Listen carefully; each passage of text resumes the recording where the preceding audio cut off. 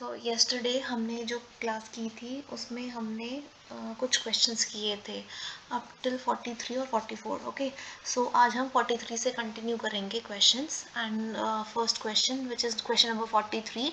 It is the term mittelschmerz refers to. So it is the varying degree of abdominal pain during the ovulation. ठीक है, so ovulation के time पे जो अलग अलग हमारा डिग्री का पेन होता है abdomen में, that is termed as this Mittelsmers sign. ठीक है, और ये मिड पेन है, एब्डोमिनल पेन है, which is Midway between the menstrual period occurring at the time of ovulation and from the ovulation site. ठीक है, and it occurs due to the peritoneal irritation caused by the fluid and blood release from the ruptured follicle. ठीक है, सो जो rupture follicle होगी, जो Graafian follicle जो rupture हो चुकी होगी, उसकी वजह से जो फ्लूइड और ब्लड रिलीज होगा, उसकी वजह से पेरिटोनियल इरिटेशन होगा, और उस पेरिटोनियल इरिटेशन की वजह से आपके एब्डोमेन में पेन होगा, which will be known as the mittelschmerz sign. ठीक है, next question. The phenomena of mittelschmerz sign indicates implantation, menstruation, ovulation या fertilization. So it is the ovulation. ठीक है, अभी जैसे हमने डिस्कस किया कि ovulation की वजह से ये पेन होता है. So Mittler's indicates the ovulation.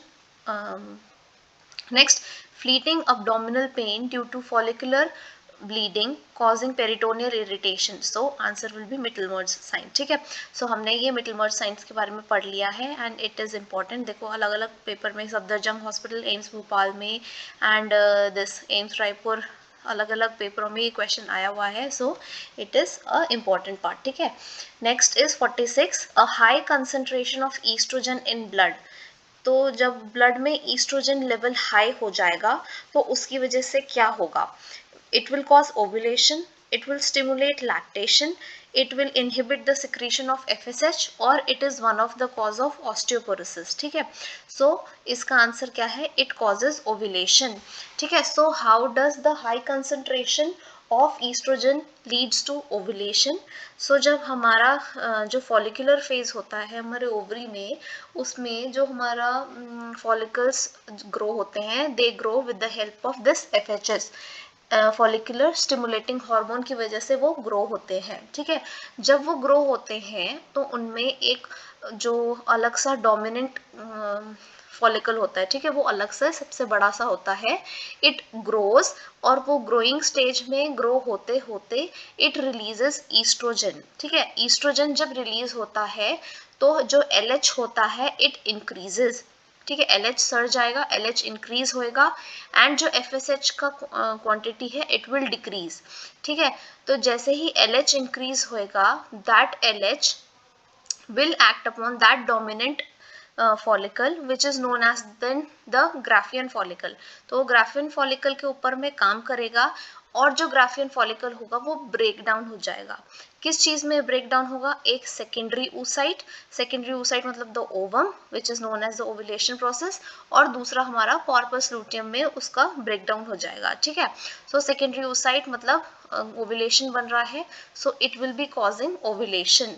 So high concentration of estrogen leads to the ovulation in the female body. Okay, so इसका इन्होंने एक्सप्लेनेशन क्या दिया? High estrogen level causes a sudden LH surge around 12 to 13 days of cycle which cause the ovulation on the 14th of the cycle, day 14th में. ठीक है, when estrogen reaches a certain peak, the secretion of FSH is inhibited which leads to the follicular death called atresia.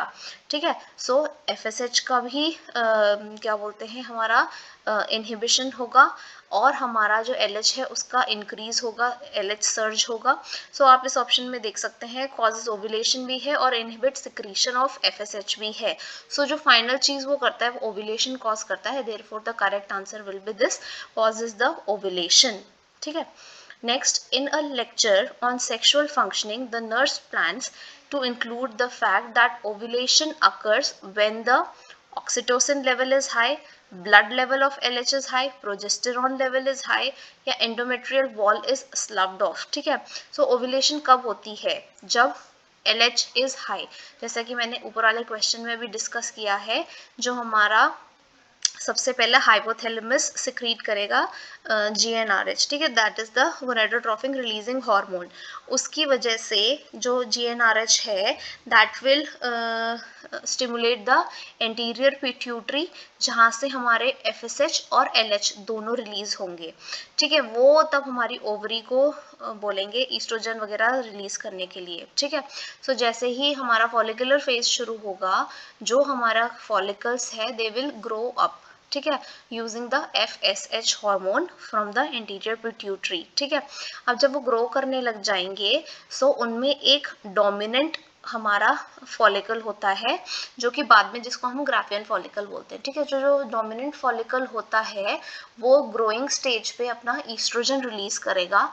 Oestrogen release करते ही जो LH है वो increase कर जाएगा body में, एंड जो हमारा FSH है इट डिक्रीजेस, एंड जो LH इंक्रीज हुआ है उसकी वजह से जो हमारे बॉडी में ग्राफियन फॉलिकल है वो ब्रेक डाउन हो जाता है, इट रप्चर्स, ठीक है, रप्चर हो जाता है, और रप्चर होने के बाद वो ओव्यूलेशन कॉज करता है, सेकेंडरी oocyte बनाता है, ठीक है। और दूसरा पार्ट जब जो उसके बचे हुए पार्ट होते हैं they form the corpus luteum, ठीक है। So ovulation occur when the level of LH is high, ठीक है। नेक्स्ट क्वेश्चन, अच्छा इसकी इन्होंने वो भी दी हुई explanation. LH is essential for ovulation. LH causes the rupture of mature Graafian follicle and expel the mature ovum from the follicle, which is called ovulation. Ovulation occurs 24 hours after the LH surge, ठीक है। तो जो LH surge होगा उसके just 24 hours बाद next day ही हमारा ovulation अकर हो जाएगा, ठीक है। LH surge occurs, it occurs 24 hours before ovulation. Ovulation से 24 घंटे पहले LH सर्ज होगा। LH सर्ज मतलब जब LH अपने पीक लेवल पे पहुंच जाएगा। पीक लेवल पे कब पहुंचेगा? जब ग्राफियन फॉलिकल नहीं, जब डोमिनेंट फॉलिकल ईस्ट्रोजन रिलीज करेगा और ईस्ट्रोजन LH को इंक्रीज कर देगा, FSH को डिक्रीज कर देगा। तो LH को इंक्रीज करने से LH अपने बिल्कुल एक्सट्रीम हाई पॉइंट पे पहुंच जाएगा, which is known as the LH surge, and it occurs 24 hours before the ovulation. During the ovulation phase of the menstrual cycle, ovulation is caused by the secretion of estrogen, progesterone, luteinizing hormone या follicle stimulating hormone. So it is caused by the secretion of LH. तो ovulation हमारा LH की वजह से होता है। Drug of choice for induction of ovulation is, so the drug of choice is clomiphene, ठीक है। क्लोमीफीन हम फीमेल्स में जिनमें पीरियड्स वगैरह नहीं होते हैं, we give them clomiphene to induce the ovulation. Clomiphene citrate is a non steroidal agent used to stimulate ovulation in women. Women treated with this medicine who become pregnant have an increased incidence of multiple pregnancy, ठीक है। जो women को हम clomiphene देते हैं for induction of ovulation, उनमें एक chance हो जाता है ऑफ मल्टीपल प्रेगनेंसी, ठीक है। सो इसका एक ये साइड इफेक्ट बोल सकते हैं क्लोमीफीन का, मल्टीपल प्रेगनेंसी है। Next, a female patient getting clomiphene citrate therapy during pregnancy, the risk of which complication में इंक्रीज। सो अभी हमने डिस्कस किया क्लोमीफीन का side effect is multiple pregnancy. So if the women have got clomiphene citrate during the pregnancy, so उसका risk क्या होएगा? The risk will be multiple pregnancy. Next is Spin-Barkit appearance of cervical mucus is the sign of. So Spin-Barkit this appearance is the sign of ovulation. और Spin-Barkit sign होता क्या है? It means evaluation of the elasticity of the cervical mucus, which is used to determine the time of ovulation. On the day of ovulation, the elasticity of cervical mucus is good, measuring 12 to 24 centimeters or more, ठीक है। तो Spin-Barkit sign में हमारा जो cervical mucus है उसकी जो elasticity है उसको इवेलुएट करते हैं टू डिटरमाइन कि किस टाइम पे ओव्यूलेशन हुआ है, ठीक है। तो जो उसकी इलास्टिसिटी है it measures around 12 to 24 centimetre या उससे ज़्यादा। So this is known as the Spin-Barkit sign, ठीक है। फर्न टेस्ट क्यों करते हैं? It is done to assess the ovulation. Fern test और cervical mucus is used to assess this ovulation. Smears of cervical mucus may be helpful in determining whether a woman has ovulated or not, ठीक है. It is also used to confirm the rupture of membranes by microscopic examination of the sample of dried vaginal fluid at term. ठीक है, तो हम क्या कर सकते हैं, जो सर्वाइकल म्यूकस है उसके स्मीयर्स को हम चेक कर सकते हैं टू डिटरमाइन कि विमेन ने ओविलेट किया है कि नहीं किया है. सो ये फर्न टेस्ट हो गया. ठीक है, और इसका हम रप्चर ऑफ मेम्ब्रेन्स के लिए भी टेस्ट कर सकते हैं माइक्रोस्कोपिक एग्जामिनेशन करके of the dry vaginal fluid at term. Next हमारे अब क्वेश्चंस आएंगे फ्रॉम द ओवेरियन साइकिल और द मेंस्ट्रुएशन. ठीक है, so the hormone which is responsible for menstrual cycle are gonadotropin, estrogen, progesterone, gonadotropins and estrogen, gonadotropin, estrogen and progesterone. So ये तीनों के तीनों ही are responsible for the occurrence of menstrual cycle in females. ठीक है, so हमारा जो ये ovulation है it occurs from a HPO axis. ठीक है, HPO axis is hypothalamus, pituitary and ovary. ठीक है, hypothalamus GnRH that is gonadotropin releasing hormone secrete करेगा. P and is pituitary which is the anterior pituitary हमारा FSH और LH release करेगा. and O is ovary, ovary release करती है हमारी estrogen and progesterone. ठीक है, so these are the hormones which are responsible for menstrual cycle in female. So next is which gland is responsible for initiating the menstrual cycle. So सबसे पहला HPO axis में H हमारा काम शुरू करता है, therefore hypothalamus is responsible for initiating मतलब starting the process of this ovulation in or menstrual cycle in females. ठीक है, a mother with 9-month baby is planning for tubectomy.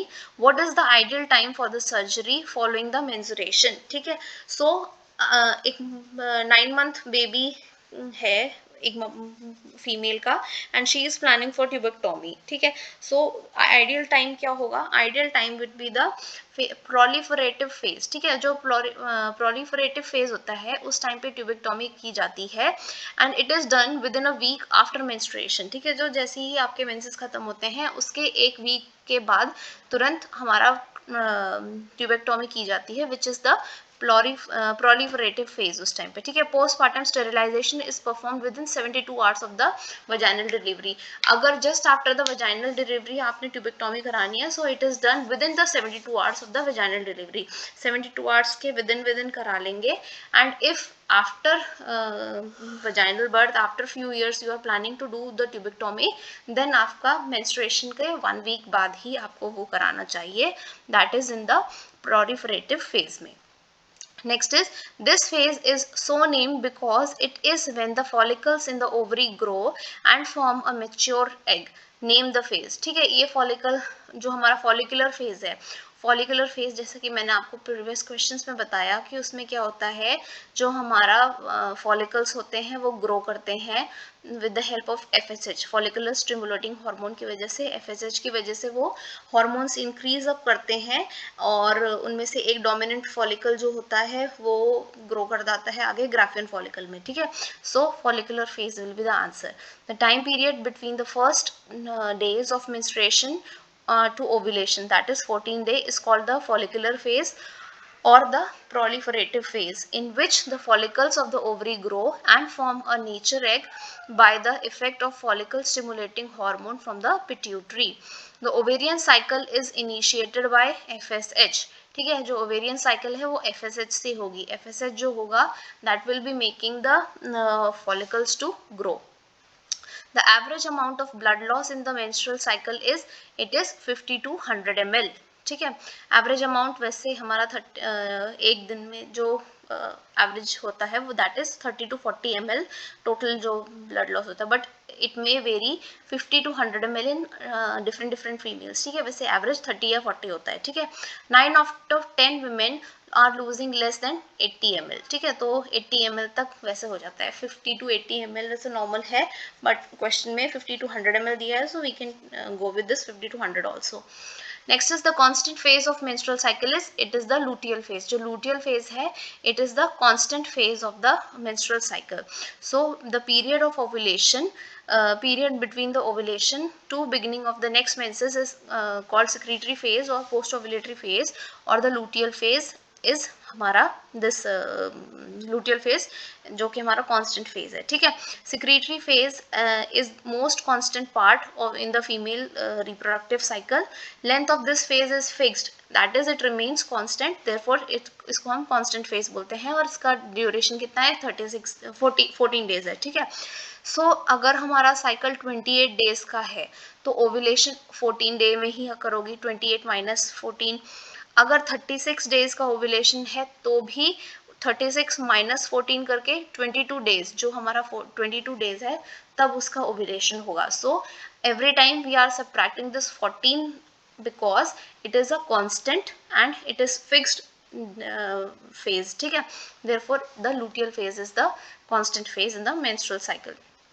Then ovulation in a female with 36 days cycle occur between, ठीक है। तो 36 days है तो ovulation कब होगा, उसमें -14 करेंगे luteal phase को माइनस करके, अराउंड 22 days में उसका जो ovulation होगा, 20th to 24th day the female will ovulate, ठीक है। Next is the phase in which the lining of the cells of ovarian follicles are stimulated by LH to develop the corpus luteum to produce progesterone and estrogen is, so it is the secretory phase, ठीक है। जो corpus luteum को develop करवा देते हैं and to produce progesterone and estrogen, उस phase को हम secretory phase बोलते हैं। During the secretory phase the ovulation to beginning of next cycle, ठीक है। ओव्यूलेशन से नेक्स्ट साइकिल तक के जो बीच का ड्यूरेशन है that is the secretary phase. उसमें जो ओवेरियन फॉलिकल है आफ्टर ओव्यूलेशन वो हमारा क्या बोलता है, कॉर्पस लूटियम में बदल जाता है by the influence of LH, ठीक है। तो मैंने बताया था जो हमारा ग्राफियन फॉलिकल है वो दो पार्ट्स में टूट जाता है, एक तो होता है सेकेंडरी उस साइड, दूसरा हो कॉर्पस लूटियम में, ठीक है, under the influence of LH. जो कॉर्पस लूटियम है it will secrete later progesterone and estrogen.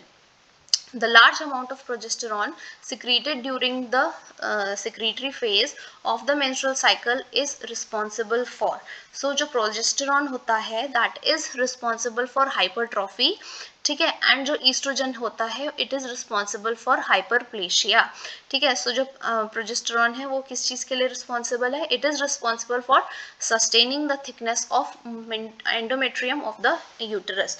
जो एंडोमेट्रियम है यूटरस का, उसका जो थिकनेस है उसको मेंटेन करने का रिस्पॉन्सिबिलिटी हमारा प्रोजेस्टेरॉन के ऊपर होता है, ठीक है। तो जो अगर डायरेक्टली ऐसे पूछ लिया it is used to sustain the thickness of the endometrium, and अगर इस तरीके से पूछा हाइपरट्रॉफी या हाइपरप्लेशिया क्या कराता है, प्रोजेस्टेरॉन हाइपरट्रॉफी कराएगा, ईस्ट्रोजन हाइपरप्लेशिया करवाएगा, ठीक है।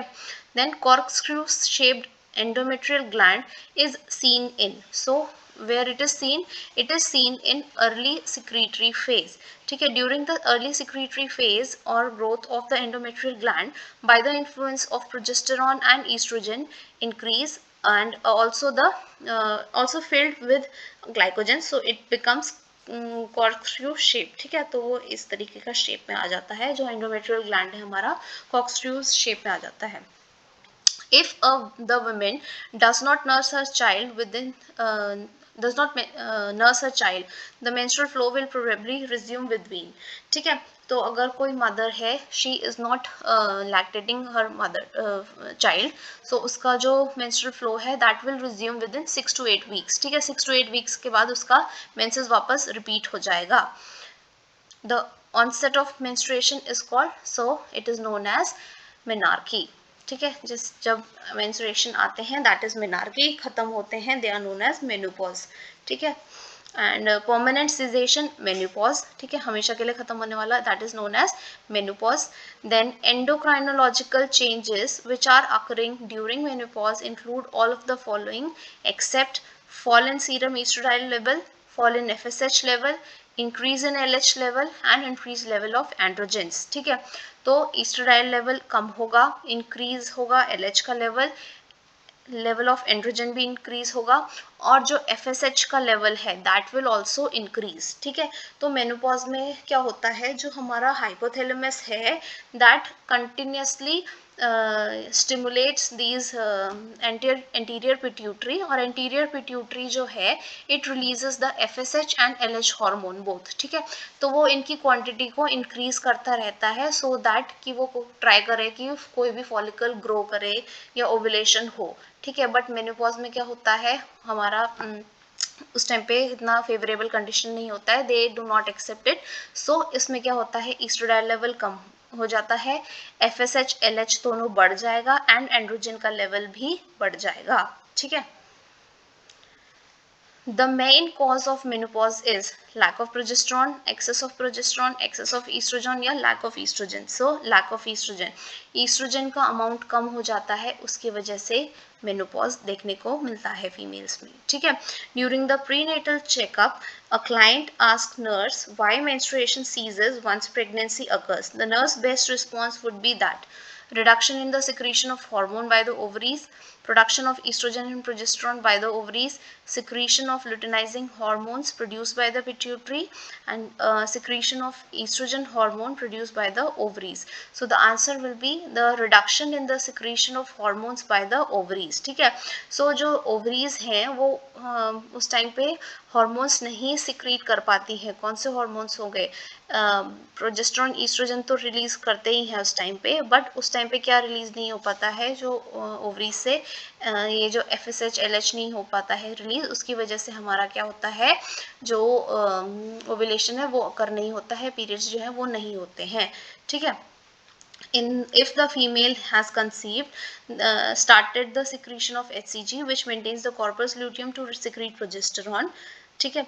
और प्रोजेस्टेरॉन जो होता है it stimulates the development of the secretory uterine endometrium, endometrium का डेवलपमेंट हेल्प कराने में हेल्प करता है दिस प्रोजेस्टेरॉन, ठीक है। तो जो HCG है वो कॉर्पस लूटियम को मेंटेन करता है, कॉर्पस लूटियम प्रोजेस्टेरॉन को मेंटेन सिक्रीट करता है, और प्रोजेस्टेरॉन जो है वो हमारा एंडोमेट्रियम को सपोर्ट करता है, प्रेगनेंसी को सपोर्ट करता है, टिल जो हमारा एग है वो अच्छे से प्लासेंटा जो है वो जब तक फॉर्म नहीं होता तब तक, ठीक है। Next is following all are the complication of premature menopause except, ठीक है। तो मेनोपॉज की वजह से ऑस्टियोपोरोसिस होता है, इनफर्टिलिटी होती है, वैसोमोटर सिम्टम्स देखने को मिलता है, एंड कार्डियोवास्कुलर रिस्क इंक्रीज हो जाता है, डिक्रीज नहीं होता है। So therefore the answer will B this, decreased cardiovascular risk, ठीक है। Complication of premature menopause or natural या artificial menopause occurring before the age of 35 includes vasomotor instability, that is the hot flushes and night sweats, incremental bone loss, osteopenia or osteoporosis, and increased cardiovascular risk and infertility. Next is the entire transitional phase between the sexual maturity and menopause is called, this is known as climacteric, ठीक है। सो जो transitional phase है हमारा sexual maturity और menopause के बीच में, it is known as the climacteric, ठीक है। Climacteric means the menopause in the women, that is the period that marks the cessation of women's reproductive ability. Menopause is characterised by, ये हमने ऊपर discuss कर लिया क्या क्या कैरेक्टरिस्टिक्स होते हैं, वैसोमोटर इंस्टेबिलिटी, हॉट फ्लशेस होंगे, नाइट स्वेट्स होंगी, इंसोम्निया होगी, वाल्वोवेजाइनल टिश्यू में एट्रोपी होगी, ड्राइनेस होगी, डिस्पेरोनिया होगी, दैट इज पेनफुल सेक्सुअल कॉइटस, और डिप्रेशन होगा एंड पुअर कंसंट्रेशन होगा in females who have undergone this menopause.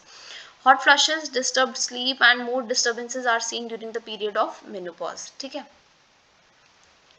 Next is female sex hormones, ठीक है। एक बार इसके क्वेश्चंस देख लेते हैं। All of the functions are of estrogen except, तो ईस्ट्रोजन हमारा ब्रेस्ट ग्रोथ में हेल्प करता है, FSH की फॉलिकल्स की डेवलपमेंट में हेल्प करता है, इनहिबिट करेगा FSH को, एंड लोवर्स ट्रांसपोर्ट प्रोटीन। सो ये इसका आंसर नहीं है, ठीक है।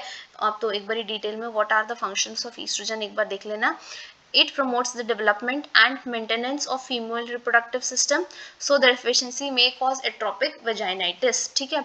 So जो हमारा ये है क्या बोलते हैं ईस्ट्रोजन, इसके फंक्शन में सबसे पहला है, सो oestrogen promotes the development and maintenance of the female reproductive system, ठीक है।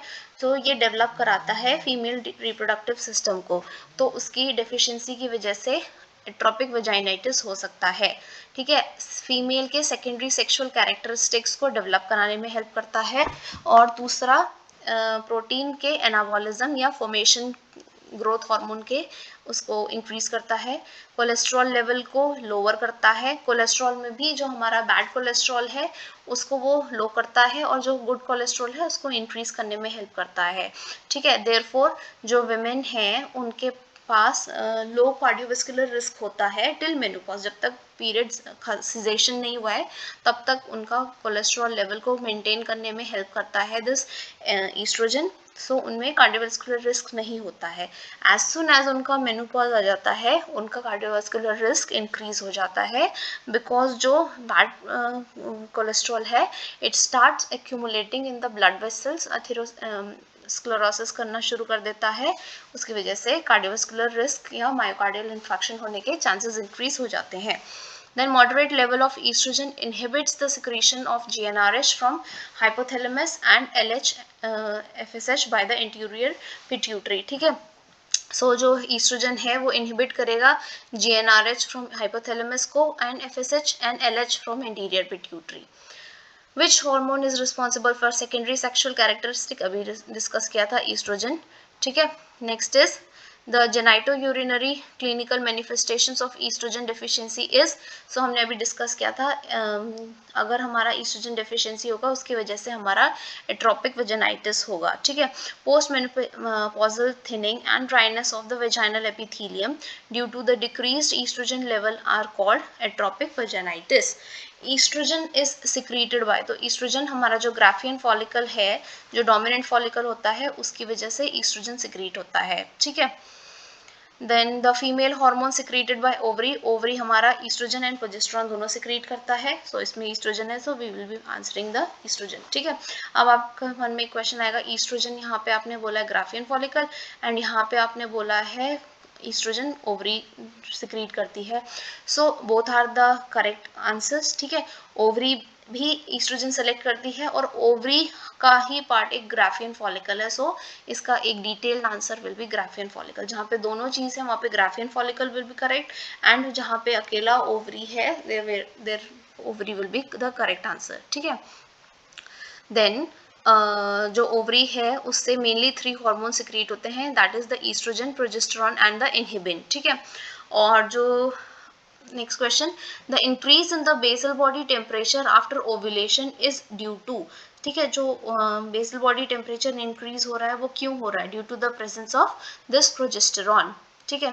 0.3 से 0.5 डिग्री टेम्परेचर इंक्रीज हो जाता है बॉडी में after ovulation and it is due to the increased production of progesterone. Next, hormone which plays important role in preparing the uterus, ठीक है। सो progesterone जो होता है वो यूट्रस को प्रिपेयर करता है फॉर प्रेगनेंसी, ठीक है।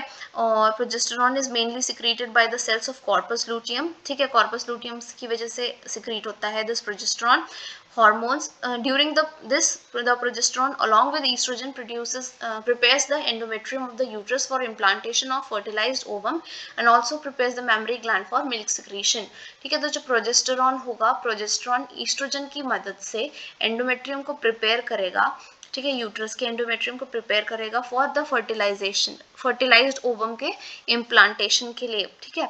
और also it will prepare the mammary gland for milk secretion.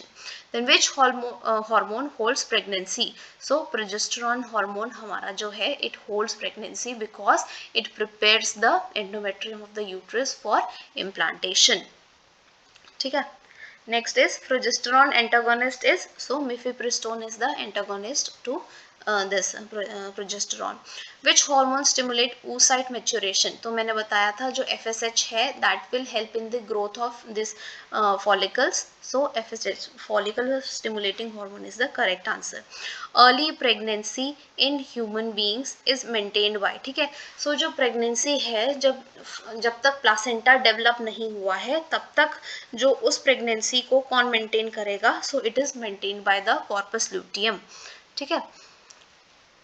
So the Graafian follicle after ovulation converts to corpus luteum, which is small yellow endocrine structure under the influence of LH. Corpus luteum secrete करता है क्या क्या? Progesterone, oestrogen, relaxin, inhibin, ठीक है, and it maintains the pregnancy till the development of placenta, that is 12 weeks. तो जब तक placenta develop नहीं होता है तब तक कॉर्पस लूटियम जो है वो हमारा मेंटेन करके रखता है प्रेगनेंसी को, ठीक है. Inhibin is secreted by corpus luteum, हमने पढ़ा अभी. Corpus luteum relaxin, inhibin, progesterone, estrogen को सबको सिक्रेट करता है, ठीक है. Chief source of progesterone is corpus luteum. Corpus luteum secretes progesterone. Corpus luteum develops from Graafian follicle. Graafian follicle जो है जब वो रप्चर होगा उससे दो चीज बनेंगी, सेकेंडरी oocyte और corpus luteum, ठीक है. Next is the corpus luteum of the pregnancy is functionally active up to 10 to 12 week, ठीक है. सो प्रेगनेंसी के लिए 10 से 12 वीक तक रहेगा. क्यों? क्योंकि उसके बाद प्लेसेंटा डेवलप हो जाएगा and it will maintain the pregnancy, ठीक है. Before the placenta function the corpus luteum is the primary source for the synthesis for which of the following hormones. So it is responsible for production of estrogen and progesterone, ठीक है. सो अभी इतना question करेंगे. These are the question till the हमारा ovulation और menstrual cycle तक पूरा complete हो गया है एंड फीमेल हार्मोन्स तक. Next we will be covering from memory gland in the next class. So I hope आपके को सबको समझ में आएगा. एंड इन केस आपको अच्छे से ये पूरा का पूरा समझना है व्हाट इज द प्रोसेस, कौन सा स्टेज, कौन सा फेज, फॉलिकुलर फेज कैसा है, लूटियल फेज कैसा है, सिक्रीटरी फेज में क्या होता है. सो आप कमेंट डाउन कर सकते हैं. I will be explaining them in details if you people ask me to. So thank you so much and good night everyone. Bye bye, take care.